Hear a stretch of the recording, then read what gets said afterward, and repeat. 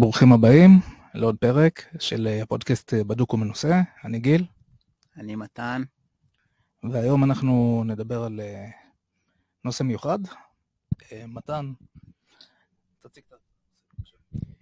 קול. אז cut to the chase, מה שנקרא. יש סדנת מג'יק. בשנתיים האחרונות קצת יותר האמת עבדתי על סדנה שמרכזת הרבה מאוד ממה שאני יודע בצורה הכי יעילה שהצלחתי למצוא. אנחנו נפרק את זה לאורך השיחה אני מאמין, אבל בעיקרון כל מיני קונספטים מעניינים ורלוונטיים ונחוצים מהעולם של כישוף וקסם. פירקתי להם את האימא בכל שיעור והרכבתי להם את האימא מחדש, בצורה כזאת שהם יהיו מאוד קלים, פשוטים להבנה עד כמה שאפשר, עם תרגולים מאוד מעשיים והכל, ואני מניח שעל זה נדבר בצורה קצת יותר מפורטת בהמשך. משהו שאתה רוצה לומר לפני ש...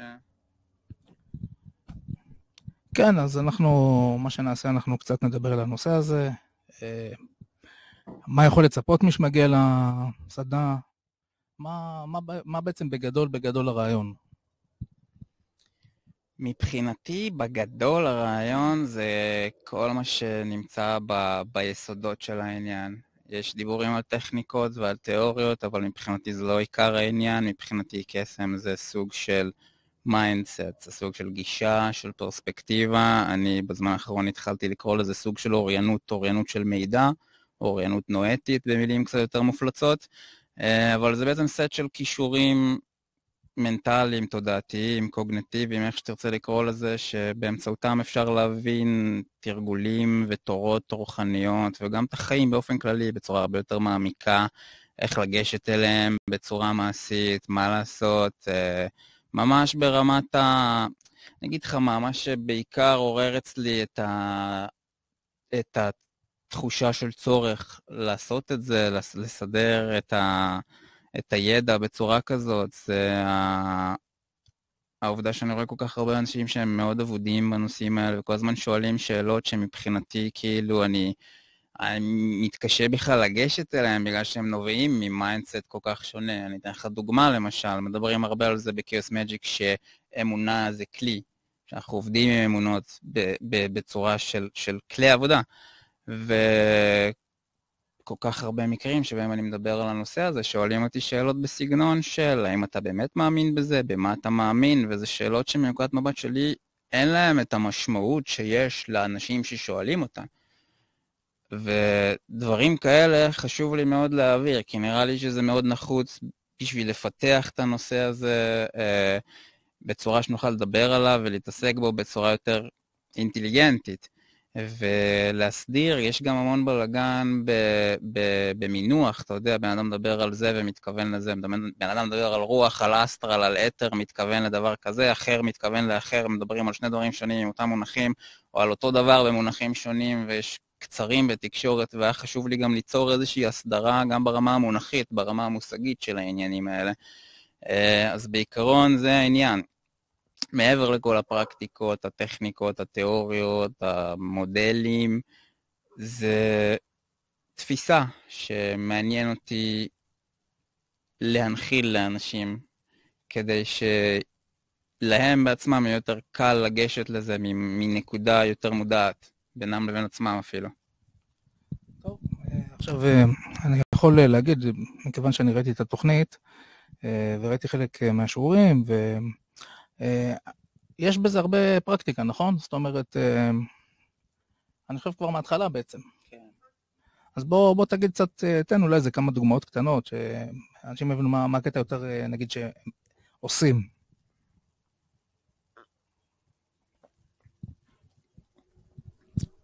יש המון פרקטיקה.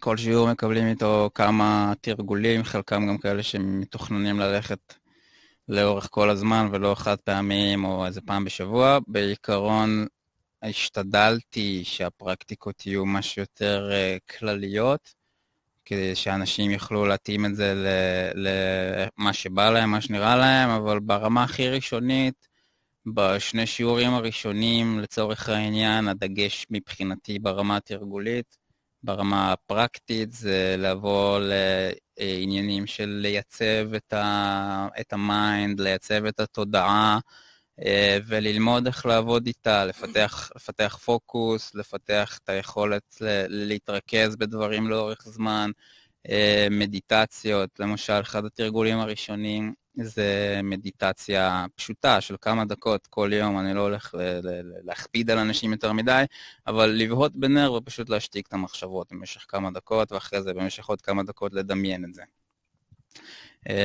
עוד תרגול למשל זה התרגול של Do Easy של וויליאם בורוז, אנחנו נקשר סרטון בסוף הפרק, שבגדול זה גם כן סוג של להשתיל איזשהו מיינדסט שמסתכל על הדברים בצורה שבה גם דברים נעשים בצורה הכי יעילה שאפשר, אבל גם בצורה הכי בנחת, מה שנקרא, זאת אומרת לגשת לעניינים באיזי, כי יש שם דברים שעלולים להיראות קצת מרתיעים לאנשים, אבל חשוב לי שהגישה תהיה הכי נינוחה שרק אפשר. יש גם שיעורים שבהם אני מדבר על זה שקסם ברמת התרגול אמור להיות כיפי, מעבר לנחת, זה צריך להיות כיף, בסופו של דבר אנחנו באים ליהנות מהדברים שאנחנו עושים, גם כשאנחנו מתעסקים דברים מאוד רציניים ומאוד עמוקים, זה צריך להיות כיף, זה צריך לעורר חיוך, אני חושב שזה מאוד קריטי, זה לא רק ברמה של זה נחמד שיש את זה, זה ברמה של ככל שנכנסים יותר עמוק, אם החיוך לא נמצא שם, אז העול של מה שמתרחש, של מה שחווים, עלול להיות נורא מכביד, ובעיניי זה נורא חשוב. יש משפט של טרנס מקנה שהולך איתי מאז שנתקלתי בו בנושא הזה, הוא אומר, The truth when it arrives, האמת כשהיא תגיע בוודאות, תגרום לך לחייך. אם היא לא עושה את זה, תחפש אמת עמוקה יותר. וזה אחד מהעניינים, כאילו, גם בקטע של אמת כקונספט, זה דבר נורא גמיש, ואנחנו גם נכנסים לזה, בעיקר בשיעורים הראשונים, של איך להתייחס לרעיון של אמיתות, ואיך לעבוד עם אמיתות שונות ותפיסות עולם מנוגדות, בצורה הכי פרודוקטיבית, הכי קונסטרוקטיבית שרק אפשר, בלי להיכנס לדיסוננסים עם העצמי. בואו נמשיך. אוקיי, זאת אומרת, אני מבין שיהיה, נגיד, נוכחות חזקה של כאוס מג'יק בעניין. כן, מאוד. כן, מאוד. כאוס מג'יק זה אחד מהמערכות שהכי השפיעו עליי בתחום הזה. זה מבחינתי לגלות את העולם של כאוס מג'יק. היה חתיכת תגלית, ואחד הדברים שהכי אהבתי בקיוס מג'יק זה הגישה הזאת של הפרי סטייל, של הכל יכול לעבוד איך שאנחנו נרצה שזה יעבוד. מן הסתם יש לזה כל מיני דגשים וניואנסים שאנחנו גם עוברים עליהם לאורך הסדנה, אבל בעיקרון הגישה היא מאוד חופשית, וקריטי לי שהגישה תהיה מאוד חופשית. אני לא בא לדבר באופן דוגמטי על שום דבר, ובאידיאל קסם כמיינדסט, זה משהו שמשחרר מדוגמה בעיניי, והוא אמור לשחרר מדוגמה, והוא אמור לעזור לאנשים לחשוב בצורה יותר חופשית, ולא להשתעבד לתבניות מחשבה, לא משנה כמה אפקטיביות או כמה מפתות הן, זה בסופו של דבר סוג של כלי לשחרור עצמי באיזשהו קטע. עכשיו, כמה זמן זה אמור להיות הסדנה הזאת? זאת אומרת, איך קצת התהליך? הסדנה נמשכת בטוטל כמעט 3 חודשים, 11 שבועות. יש 8 שיעורים רשמיים, שבאמצע יש גם שני מפגשים שהם לא שיעור רשמי, שהם כזה סוג של כיתה חופשית, שבקטע של יהיה אפשר לשאול שאלות על מה שעברנו, יהיה אפשר להיכנס יותר לעומק לכל מיני נושאים, לא מקבלים עוד תרגולים חדשים בשביל שיהיה יותר זמן להטמיע את מה שקיים. גם, שוב, בקטע של לקחת דברים באיזי, אבל לקחת אותם, אתה יודע, take it easy, but take it, מה שנקרא. מבחינת המבנה, יש 3 שיעורים ראשונים, אחרי זה שבוע אחד חופשי, כיתה חופשית, אחרי זה עוד 3 שיעורים, עוד כיתה חופשית, עוד 2 שיעורים לסיים איתם, אנחנו תכף אולי נעשה גם סקירה של השיעורים עצמם, ויש מפגש תשיעי שהוא לא שיעור רשמי, בעיקרון כל הסדנה מתנהלת באינטרנט בזום או פלטפורמה כזו או אחרת, המפגש התשיעי מתוכנן להיות מפגש פרונטלי, מפגש פיזי, שהמהות שלו הוא יותר חגיגתית, נביא אוכל, נביא צחוקים, יהיה מגניב, ניפגש, וזה, גם שם אני מתכנן לדבר קצת על כל מיני דברים, לסגור פינות וכאלה בצורה מעניינת, אבל הדגש במפגש האחרון הוא יותר חגיגתי מאשר לימודי, מה שנקרא. אולי נדבר קצת ממש על השיעורים, בלי יותר מדי לצלול פנימה, אבל ככה בגדול.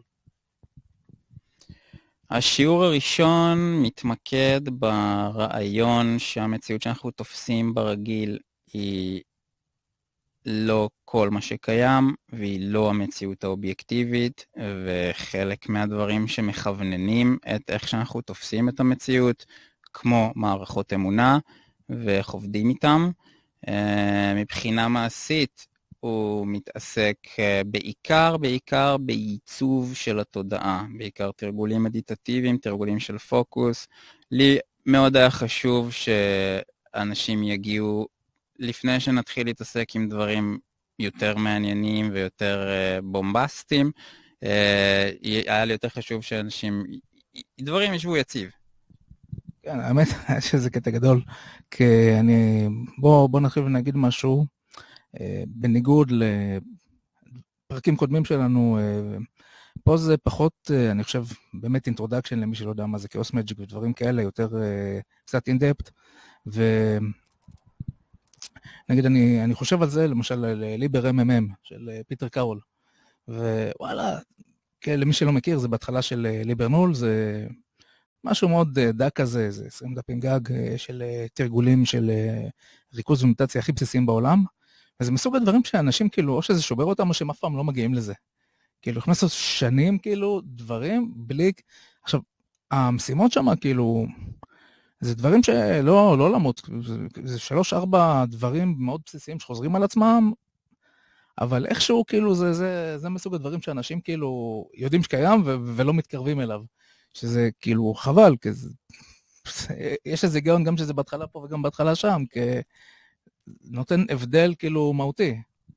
כן, הקטע שהכי מצחיק אותי גם, שאנשים גם מודעים לחשיבות של זה, זה לא רק שהם מודעים לזה שזה קיים ושזה שם, אנשים גם מודעים לחשיבות של זה, אבל באיזשהו קטע נורא קל לשים את זה מאחורה של המיינד, ולומר, טוב, אני בסדר עם הדברים האלה, אני סך הכל יודע להתרכז בדברים כשאני צריך, אני פשוט ארוץ על הטקסים ועל העניינים ועל האנרגיות ועל הכל, אבל כאילו בסופו של דבר, זה הבסיס של הכל, בסופו של דבר זה איך אנחנו עובדים עם התודעה, עם התפיסה, ואיך אנחנו גורמים לה לעשות מה שאנחנו רוצים, במקום להשתולל על אוטומט. זה הבסיס של הבסיס, ואם אנחנו ניגש לדברים יותר מורכבים, בלי הבסיס הזה, אז במקרה היותר טוב, דברים שלא יעבדו כמו שצריך, במקרה הפחות טוב, דברים יתהפכו עלינו. וזה נראה לי מאוד מאוד חשוב לבסס את העניינים האלה. אני יודע, כאילו, על הבשר שלי, אני כאילו שנים חיפשתי את הדרך עוקפת מדיטציות, מה שנקרא. וכל מה שניסיתי הביא אותי מחדש לאותה נקודה, פשוט תעבוד על התודעה שלך, תייצב אותה קודם כל, אחרי זה תיגש לכל המשחקים המעניינים והבומבסטיים והמפציצים והוואט-אבר. אז כאילו אתם יכולים לקחת את המילה שלי, אתם יכולים לעשות בעצמכם ולגלות על הבשר שלכם, ששורה תחתונה זה הבסיס. יש סיבה שכאילו כל תורה מתחילה מזה, כל תרגול מתחיל מזה, זה הבסיס של הבסיס. אוקיי, בוא תספר לנו קצת מה צפוי בהמשך של השיעורים.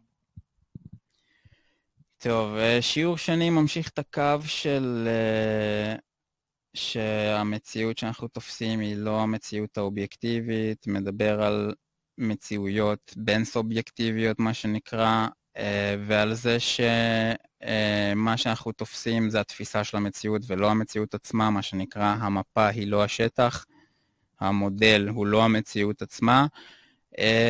השיעור השני גם מתמקד בזה שאין איזשהו מודל אבסולוטי להתייחס איתו אל המציאות. יש כמובן כאלה שהם יותר יעילים ופחות יעילים, יותר יעילים לדברים מסוימים ופחות יעילים לאחרים, אבל אחד מהדברים החשובים זה לדעת להיות גמיש ולא לקבל דברים בתור אמת מוחלטת ואבסולוטית ודוגמטית, ולדעת לזגזג בהתאם לצורך, בהתאם לאיך שדברים עובדים.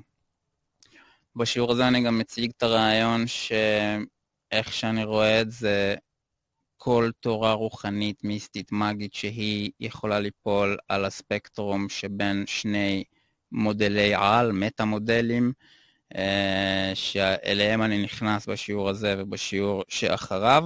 בכמה מילים, המודלים האלה, זה שאני נכנס אליו בשיעור השני, נקרא המודל הנואטי, מודל המידע, הוא מתייחס למציאות בתור מציאות מבוססת מידע, אנחנו ניכנס בשיעור עצמו יותר למה זה אומר, אבל מציאות שהיא מבוססת מידע, שבה המציאות החומרית היא בסך הכל מופע מסוים של מידע, תבנית או תבניות מסוימות של מידע, שעובדות בדרכים מסוימות, אבל בשום אופן לא הסך הכל של הכל. בשיעור הזה אנחנו נכנסים די לעומק של אחד מהתיאורים היותר אפקטיביים של מודל המידע, וממשיכים עם תרגילים לעיצוב של התודעה, גם לפעול מתוך המקום הזה של תודעה יותר יציבה. אם דיברנו על do easy כתרגול, בשיעור הראשון אנחנו מכילים את זה יותר על התנהגות, ברמה של ככל שדברים לא זורמים, נגיד, אז לוקחים צעד אחורה ומנסים שוב עם יותר מודעות עליהם, עד שהם יזרמו יותר, עד שזה נהיה איזשהו משהו שאנחנו מסגלים לעצמנו כהרגל שעובד על אוטומט. בשיעור השני אנחנו כבר מכילים את זה לא רק על התנהגות, אלא גם ממש על התודעה עצמה, מתחילים הרבה יותר לשלוט במה שרץ לנו בראש כל הזמן. אני יודע שהרבה אנשים שמתעסקים במדיטציות וכאלה ותורות רוחניות אוהבים לומר שאי אפשר באמת לשלוט על המחשבות, ויש בזה מידה מסוימת של אמת, אבל אני לא חושב שזה עניין אבסולוטי. אני חושב שאם תרגול נכון, ואני מדבר מניסיון, לגמרי אפשרי להגיע למצב של שליטה כמעט מוחלטת על מה רץ לנו בתודעה כמעט בכל רגע נתון, ולהפעיל את זה לטובתנו. טוב, בואו נמשיך ונדבר על שאר השיעורים. כן, אז שיעור 3 מתעסק במודל השני, שהוא הקצה השני של הספקטרום, מודל האוב, מודל האנרגיה, מודל האתר. הוא בעצם מניח שבעולם, כמו שהוא כרגע, של המציאות הפיזית, מתקיים עוד אלמנט שמתייחסים אליו בכל מיני מונחים שונים, שבעיקרון זה סוג של אנרגיה לא חומרית, שמשפיע על חומר באיזשהו קטע. אנחנו לומדים להרגיש את זה, אנחנו לומדים לעבוד עם זה, מה שנקרא עבודה אנרגטית, בכל מיני רמות ורבדים, ומה עושים עם זה ואיך ניגשים לזה. אוקיי, זה נשמע לא רע, זאת אומרת, עבודה אנרגטית, אבל באמת יש שאלה, מבחינה של התרגול, שיעור אחד לגבי עבודה אנרגטית, מבחינת תרגול, אתה חושב שזה כאילו, זה מספיק בשביל להבין את הרעיון, או אם אתה מתקדם עליו? שיעור אחד מספיק בשביל להבין את הרעיון ברמה הרעיונית. מעבר לשיעור אחד לא יהיה לי יותר מדי מה לומר על זה, אבל התרגולים עצמם נמשכים. חלק מהתרגולים בסדנה הם תרגולים שנמשכים כאילו לאורך כל הסדנה, פעם בשבוע, פעם ביום אפילו. אחד מהתרגולים שלה להרגיש את האנרגיה הזאת, להרגיש את האתר, להרגיש את האוב, זה כל יום, משתלב עם המדיטציה היומית גם. אז אני חושב כאילו, בגלל זה גם חשוב להכניס את הפרקטיקה, בעיקר בקטע כזה, כי לדבר על הנושאים עצמם ולהסביר אותם, זה משהו שאפשר לסגור די בקלות, בעיקר אם אתה מכיר את המונחים ויודע איך להתייחס אליהם בצורה קומפקטית. כדי להבין את זה ברמה המעשית, זה כבר מצריך תרגול, אבל בשביל להסביר את זה, לא באמת צריך יותר משיעור, לפחות הנושא הזה, לפחות איך שאני תופס את זה. אוקיי, זאת אומרת, אני מבין שזה למעשה, לאורך כל הזמן, יש פה איזה תרגול כזה שנבנה. נגיד, כמה זמן בן אדם צריך לדבר כזה ביום? כמה דקות, מבחינתי, אתה יודע, אידיאלית, אתה תשב על זה כמה שאתה רוצה, שעות אפילו, אבל ברמת הדרישה, 5 דקות של מדיטציה, ואז עוד 5 דקות של התרגול של להרגיש את האנרגיה. אני לא רוצה גם, אתה יודע, בקטע של להעיק על אנשים יותר מדי, אנחנו גם בעידן שבו לאנשים אין יותר מדי קשב לדברים, אני לא מאשים אף אחד, טכנולוגיות בימינו מאוד טובות בלשאוב לנו את הקשב, ואני יודע שזה דברים שצריך לבנות, אני יודע גם מה תרגולים שלי, שכאילו אם אני מנסה יותר מדי בבת אחת, אז כמו להרים משקולת חזקה מדי לפני שאתה בנוי לזה, אז כאילו זה דברים שצריכים להיבנות בהדרגה. כן, אני גם חושב, למעשה, נגיד שאנחנו מדברים על תרגול מדיטציה של 3 דקות, 5 דקות, 10 דקות. זה נשמע ממש כאילו כלום, כאילו, מה אמרת בזה? מצד שני, תכלס שאתה יושב לעשות את ה3 עד 10 דקות האלה, זה כבר חוויה אחרת לגמרי. בטח שזה מסה שמצטברת לאורך זמן, תקופה. בדיוק, זה הרעיון, הערך ההצטברותי של העניין, והערך ההצטברותי של העניין גם תורם לתרגולים אחרים יותר מתקדמים שבאים בהמשך. אוקיי, אז בואו קצת נדבר על לאן השיעורים ממשיכים משם. אחלה, אז כאמור אחרי שיעור שלישי יש הפסקה של שבוע, שיעור חופשי וכל מה שזה. שיעור רביעי כבר נכנס לתכלס של כישוף טקסי, לכל הפרפורמנס שבעניין, איך בונים טקס, למה בונים טקס ככה, מה המשמעות של טקסים, וכל הדברים האלה, למה טקסים נראים איך שהם נראים. בשיעור הזה מקבלים כתרגול, כל אחד להתביית על איזושהי מטרה, ולתכנן עבורה טקס פרי סטייל משלו, ולהתחיל לתרגל את זה מינימום של פעם בשבוע. אוקיי, וזה די ברור, אני חושב. ולאן מתקדמים שם? בשיעור החמישי אני נכנס לעוד עניינים של כישוף טקסי שלא הספקתי להיכנס אליהם בשיעור 4, פשוט כי זה נושא קצת יותר עמוס מבחינת פרטים, כמו ההכנה והיציאה, מה שנקרא בניש, גראונדינג, כל הדברים האלה, קידוש והבדלה בעברית. וגם יותר למשמעויות של קסם וכישוף, וגם לעניין הזה שכישוף אמור להיות עיסוק כיפי, שאתה נהנה ממנו, וכל מיני דגשים כאלה שגם עוזרים למסגר מחדש את העניין הזה בראש, בתור נושא שהוא לא כזה רחוק ואזוטרי, אלא משהו שהוא חלק מיומיום, שצריך להיות חלק מיומיום, משהו שאתם צריכים לשקול גם כאופציה תמיד, כי וואלה זה אופציה תמיד, במיוחד כשאנחנו לומדים תרגולים מאוד גמישים, כאילו זה לא חייב להיות טקס של עכשיו להרים הפקה של הפאקיני, זה יכול להיות גם דברים הכי פשוטים, כמו איזו תנועת יד שאנחנו לומדים איך להטעין, באנרגיה רלוונטית, ואז זה כאילו ממש משנה את איך שניגשים גם לדברים הכי בסיסיים בחיים. אוקיי, שמע מעניין, כמה מתוך זה דברים שנגיד, דברים כמו LBRP, דברים כאלה, דברים שאנשים מכירים כישוף טקסי, או שזה נגיד יותר טייק על העניין של מבנה של טקסים עצמם? יותר טייק על העניין של מבנה של טקסים עצמם. לי חשוב שאנשים יבינו את העקרונות המנחים. מההתחלה אני מדגיש את זה כקשף, קסם מבחינתי זה מיינדסט, זה סוג של אוריינות. אני לא נתקע על ספציפיקציות, על פרטים מסוימים של טקסים מסוימים, של טכניקות מסוימות, של תיאוריות מסוימות. חשוב לי שאנשים יבינו את העקרונות שעובדים מתחת לפני השטח, כדי שהם יבינו למה זה עובד, ואיך להתאים את זה ברמה האישית לתרגול האישי שלהם, איך לבנות לעצמם דברים שהם רוצים, איך לאמץ טקסים או עניינים כאלה ואחרים מכל מיני מסורות, ולשנות בהם אלמנטים כדי שזה יתאים יותר לתרגול שלהם. אז כאילו אני לא נכנס ל-LBRP או כאלה דברים, אני מלמד אנשים בעיקרון את העקרונות הבסיסיים ואומר להם, שומעים, תבדו מזה משהו.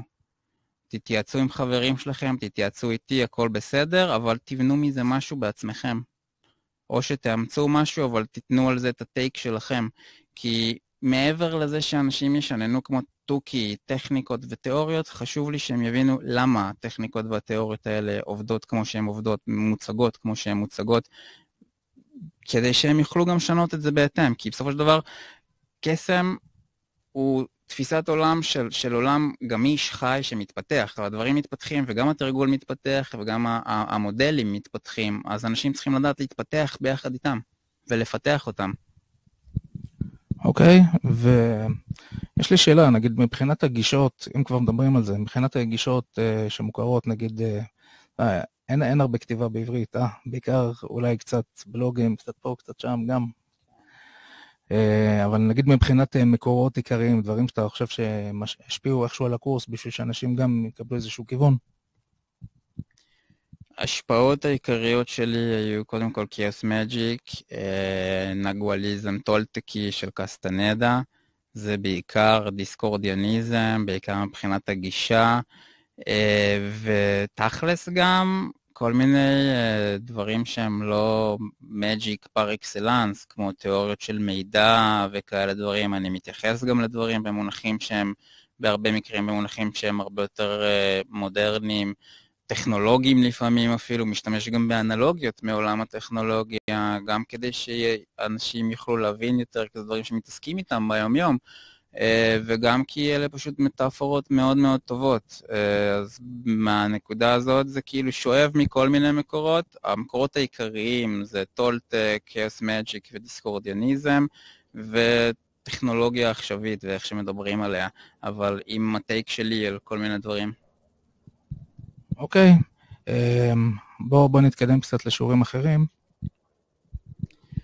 שיעור 6 הוא מאוד מורכב, אין לי הרבה יותר מה להגיד, אין לי הרבה יותר מדי מה לומר עליו בלי קונטקסט מאוד מבוסס, אבל הוא מתעסק בעיקר בתודעה עצמה ובמצבים של תודעה לא סטנדרטית, בכל מיני עוצמות, החל ממצבים של פלואו יחסית פשוטים, עד לטריפים פסיכדליים עוצמתיים שמפרקים את הפאקינג של הכל.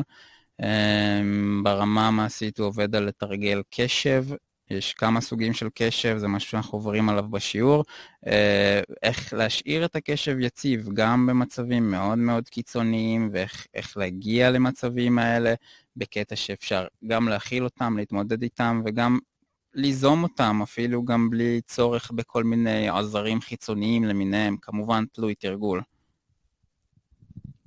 אוקיי.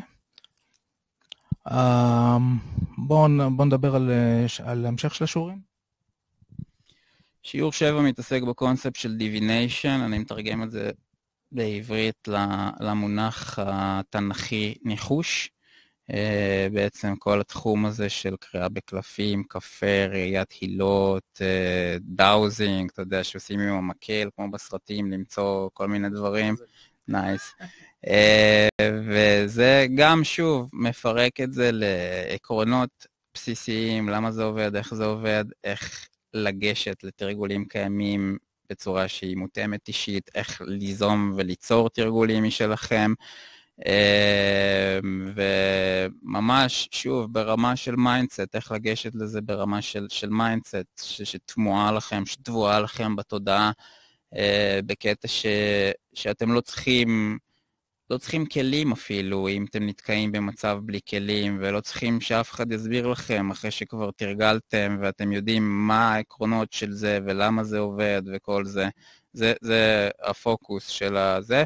אחד מהדברים היותר מעניינים שניגשים אליהם בשיעור הזה, זה ללמוד איך לעבוד עם הדמיון בתור חוש, שזה אחד מהדברים היותר מעניינים שאני בעצמי הגעתי אליהם. זה נשמע מעניין, אולי תגיד לנו עוד כמה מילים על זה. כן, בכיף. אז זה דמיון וגם היגיון, מבחינתי הם שני צדדים של פעילות מנטלית שאנחנו מתעסקים בהם ביום יום, ולשניהם יש שני צדדים.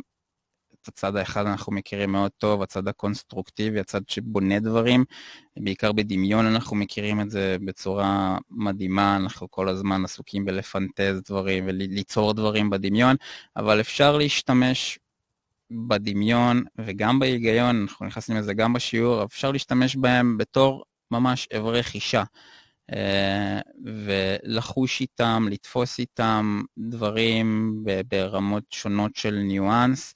אני חושב שזה אחד מהדברים הכי בסיסיים שיושבים בשורש של תרגולים של divination, של ניחוש, וזה מה שעומד בשורש של אינטואיציה.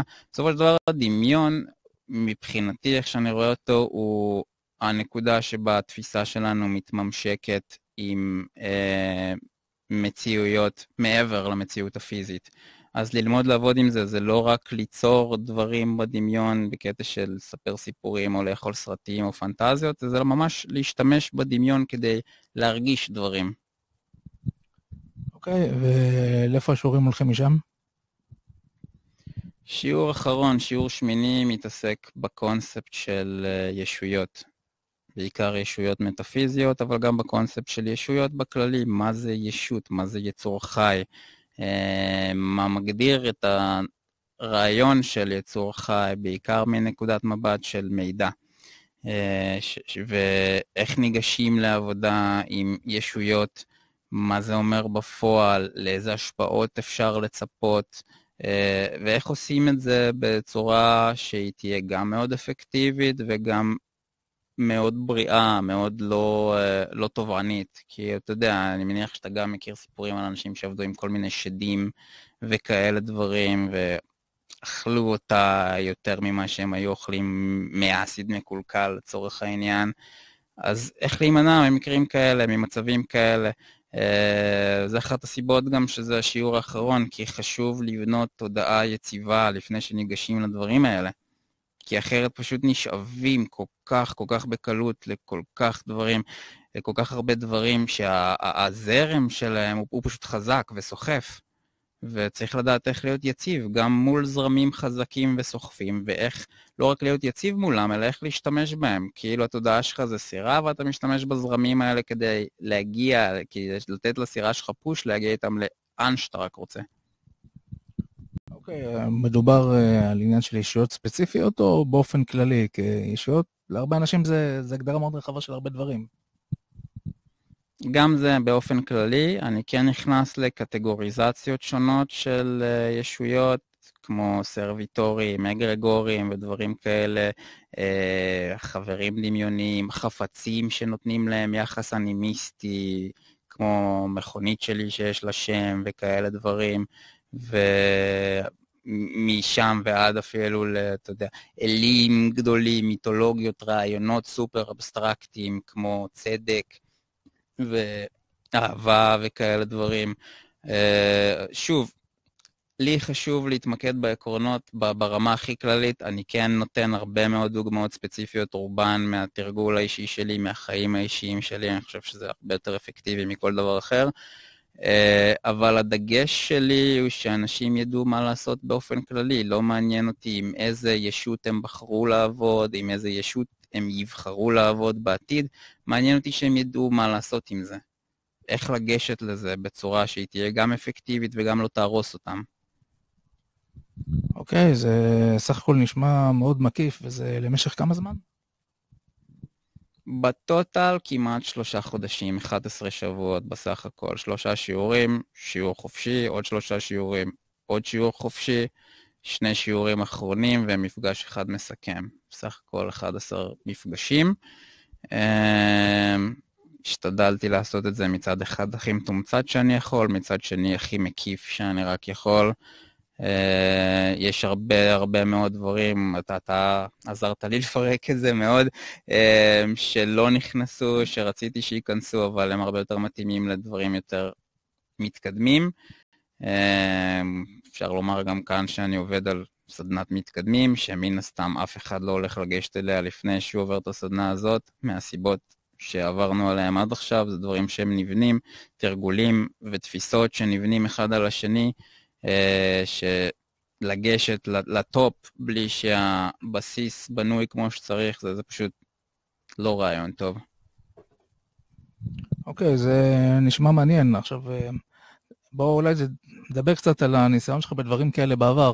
זאת אומרת, נגיד כל הדברים אונליין וכולי. קצת, נגיד מי שהגיע עד לפה, אבל עדיין פחות מכיר אותנו, אז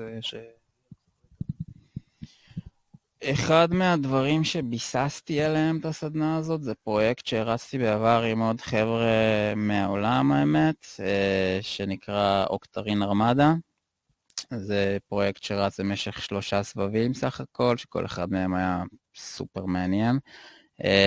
בזמנו זה היה גם כן סוג של מחנה אימונים, קראנו לזה, מחנה אימונים אינטרנטי, בהתחלה בקבוצות בפייסבוק ואז בקבוצות בטלגרם, שבו אני ועוד 2 אנשים נותנים כל יום במשך תקופה של בין 21 ל-24, 5 יום, נותנים לאנשים גם רקע קצר על מה עושים, איך עושים, וגם תרגולים, משימות, אתגרים וכאלה דברים.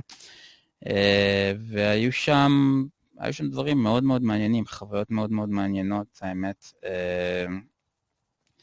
אנשים מעבר לקשרים שנבנו שם, שהיו מאוד מעמיקים ומחזיקים עד היום, תרגול מאוד עזר לאנשים, גם ברמת להתאפס על המהות של תרגול ושל איך ניגשים לזה, וגם החוויות שאנשים עברו שם היו בהרבה מאוד מהמקרים מאוד מאוד עוצמתיות. בוא, אולי תיתן לנו איזה דוגמה 2 של משהו שחשבת שהוא היה יותר מפתיע נגיד.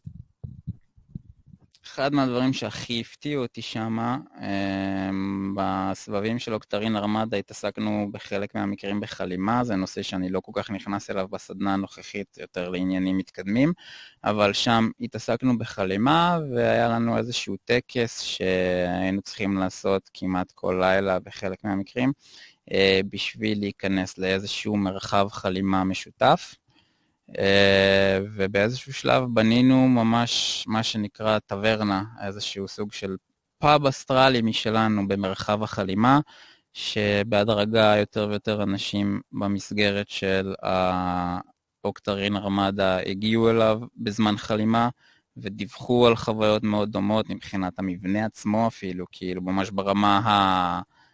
ממש ברמה העלק פיזית, כאילו מתארים דברים מאוד דומים, ומה שמאוד מאוד הפתיע אותי זה שגם אנשים שלא היו חלק מהתוכנית בפועל, אבל כן היה להם קשרים לחלק מהחברים, חוו את הטברנה הזאת בחלימה שלהם, שאחרי זה הם סיפרו לי על זה, וזה מבחינתי היה כזה, וואו, אוקיי. זה היה מאוד מאוד מעניין. זאת אומרת, אנחנו מדברים פה בעצם על כמו שיתוף של מרחב כזה, שהוא בעצם, נגיד, אתרי, אסטרלי, whatever, שזה... אני מבין למה זה משהו שהוא מרשים, כי אתה רואה שבעצם החוויה שלך, כאילו הסובייקטיבית היא פתאום של עוד אנשים, וכאילו, מעניין. כן, כן, זה היה באמת אחד מהניסויים המרתקים.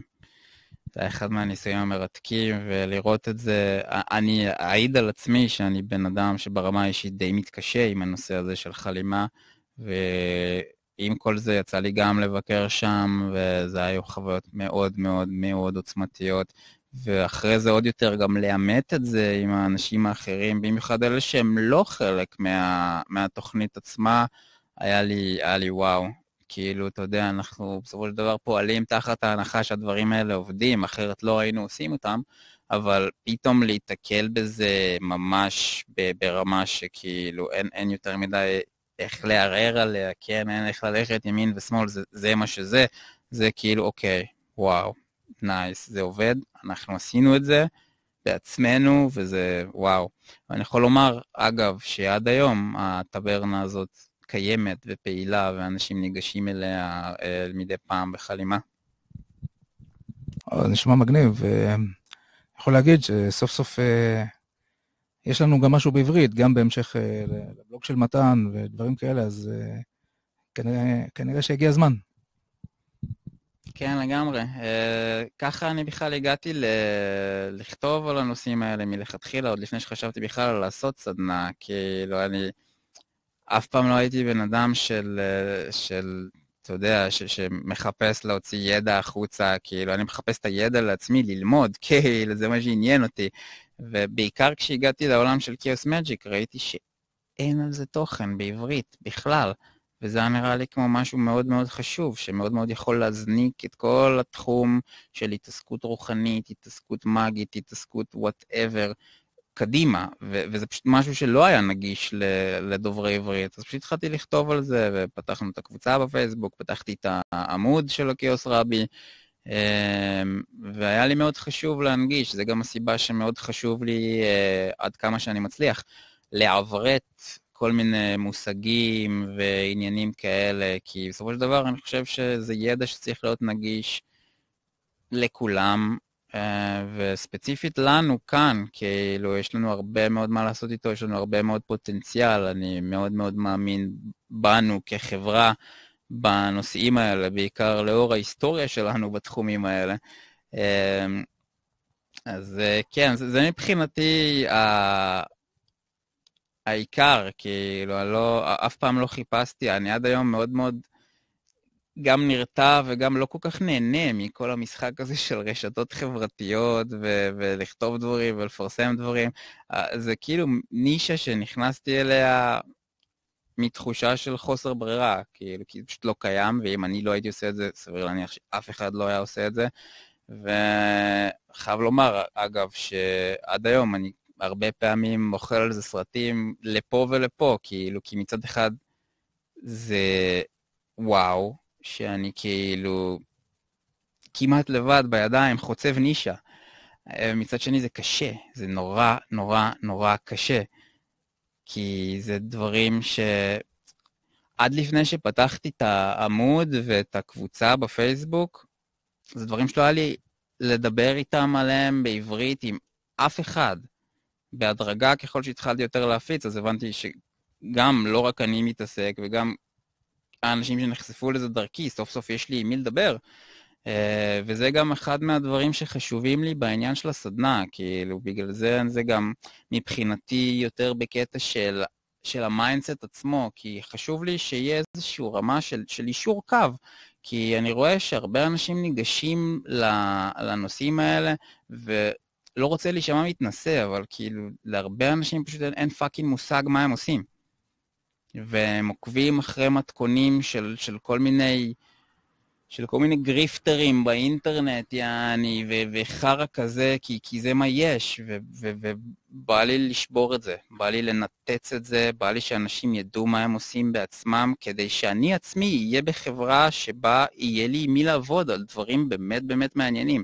אני אתן לך דוגמה, עוד דוגמה, אם כבר דיברנו על תרגולים שעשינו איתם, אחד מהדברים שהכי הכי הפכו לי את המוח, הייתי חבר בקבוצה DKMU, איזושהי קבוצת, גם באינטרנט של Chaos Magic, ולפני כמה שנים, זה היה לפני איזה 5 או 6 שנים, אולי יותר אפילו, מישהו נכנס לשם והעלה פוסט על זה שהוא רוצה קבוצה של אנשים לעשות איתם טקס, שהמטרה שלו זה לדפוק רובין הוד לחבורה של עשירים, זאת אומרת, לטרגט אותם מבחינה מגית, לעקוץ מהם כסף ולקחת אלינו.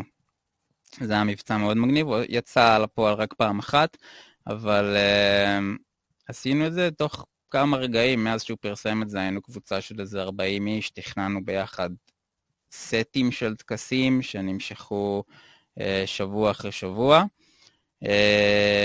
והיה שבוע אחד שבו התמקדנו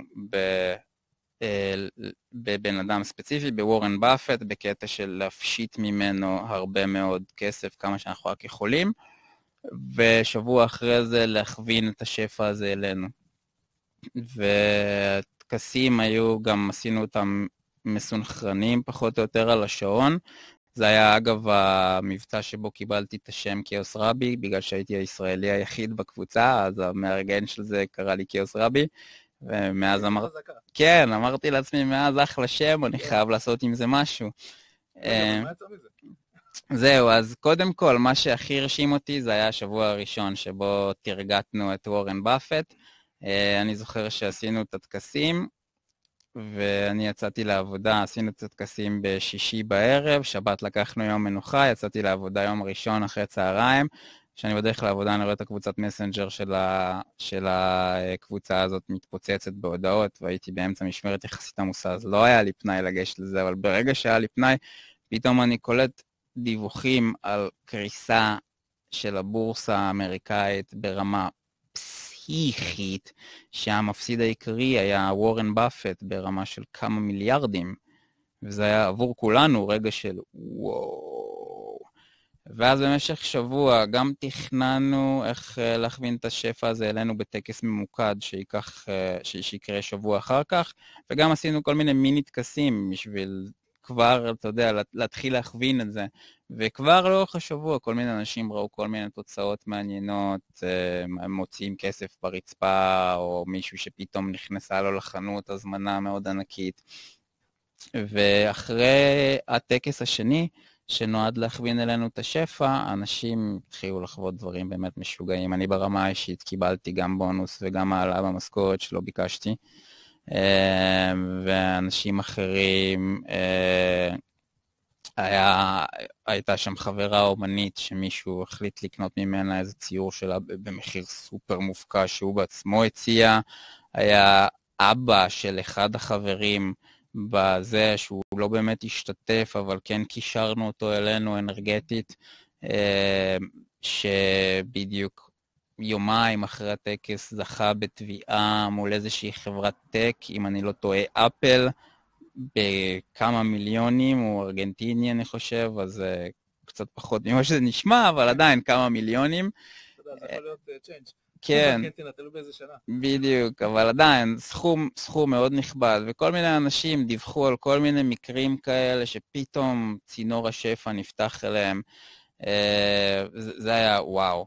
ועוד משהו אחרי זה, גם הקבוצה נשארה מגובשת, אבל הפסקנו לעקוץ השירים, לא חשבנו על זה, אבל יצאנו בפרויקט שאני ברמה האישית מאוד אשמח לחזור עליו, אחרי הסדנה, אחרי שאנשים ידעו יותר מה הם עושים, נקרא The Luckiest Man on Earth, הבן אדם עם הכי הרבה מזל בכדור הארץ. זה גם משהו שעשינו סבב אחד, למרות שתכננו יותר, אבל הרעיון הוא שבמשך שבוע כל חברי הקבוצה ממקדים מה שהם רק יכולים, טקסים, עבודות אנרגטיות, כל מה שהם יכולים בשביל להשפיע בקטע טוב על בן אדם אחד ספציפי שבחרנו בקבוצה.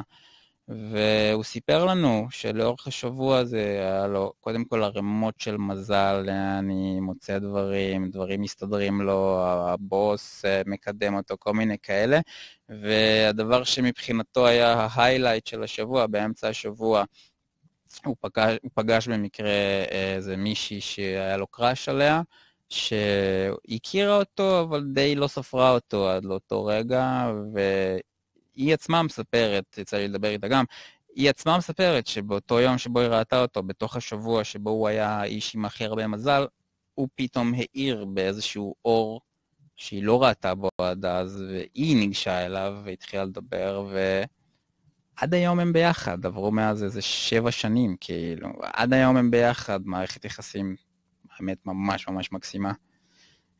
אז כן, יש לזה פוטנציאל עצום, בעיקר אם יודעים איך לעבוד עם זה. יש כל מיני קטעים, נגיד, גם של כאוס וגם DKMU של פרויקטים ודברים כאלה, שזה, כאילו זה מבאס שבעברית יש לך פחות, אין לך כל כך עם מי לעבוד. עכשיו, זה לא שאין לך מי לעבוד, זה לא נכון, אבל זה איכשהו יוצא ככה, נגיד, אתה לא יכול להשוות את זה, נגיד, לפרויקט מסיבי של קבוצה, של שיש לך שם כמה מאות עד אלפי אנשים,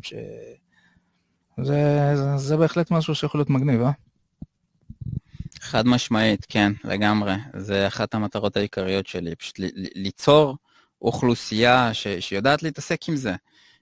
ואתה יודע, כמה שלא נעים לומר, כשעובדים בקבוצה יש תמיד את הסיכון, בגלל שאתה יודע, אנחנו הכי חזקים כמו החוליה הכי חלשה שלנו, איך שאומרים. ואם כולם יודעים איך לעבוד עם הדברים האלה בצורה טובה ובאותו ראש, ובלי להיכנס לכל מיני בולשיט, אז הסיכויים שדברים יעבדו ברמה שלא רק תעבוד, אלא גם תפתיע אותך עד כמה היא עובדת, הם גדלים לרמות מאוד מאוד משוגעות. אוקיי, זה מחשבה יפה. אני חושב שאנחנו די מיצינו פחות או יותר את העניין הזה של ההצגה, של הסדנה שמתן עומד להעביר. זה למי שמעניין אותו. אתם יודעים לאן לפנות. כן, בדיוק. אני משתדל תמיד להיות נגיש לאנשים, יכולים לכתוב לי, אני מאוד מאוד נדיב בידע שלי מאז ומעולם. לכתוב, לדבר, לשאול פרטים, כאילו גם על הסדנה, גם ברמה כללית יותר. אני אומר גם שלאנשים שפחות מתאים להם כרגע סדנה של כמה שבועות שהיא עבודה, השתדלתי שזה יהיה הכי פשוט שרק אפשר, אבל זה כן די אינטנסיבי. אני כן עובד על דברים אחרים, פורמטים אחרים, יותר פשוטים, יותר כלילים, אז שווה גם לעקוב בשביל להגיע גם לדברים האלה. וכבר עכשיו יש הרבה דברים, גם בעמוד הרבה תוכן שיכול מאוד לעזור לשים את הראש במקום היעיל, מה שנקרא בנושא הזה, וכל מיני דברים שכתבתי, גם איזשהו ספרונים ושיט כזה, אז כאילו יש על מה לדבר, סקרנים, דברו איתי חופשי, אני משתדל להיות הכי זמין שרק אפשר.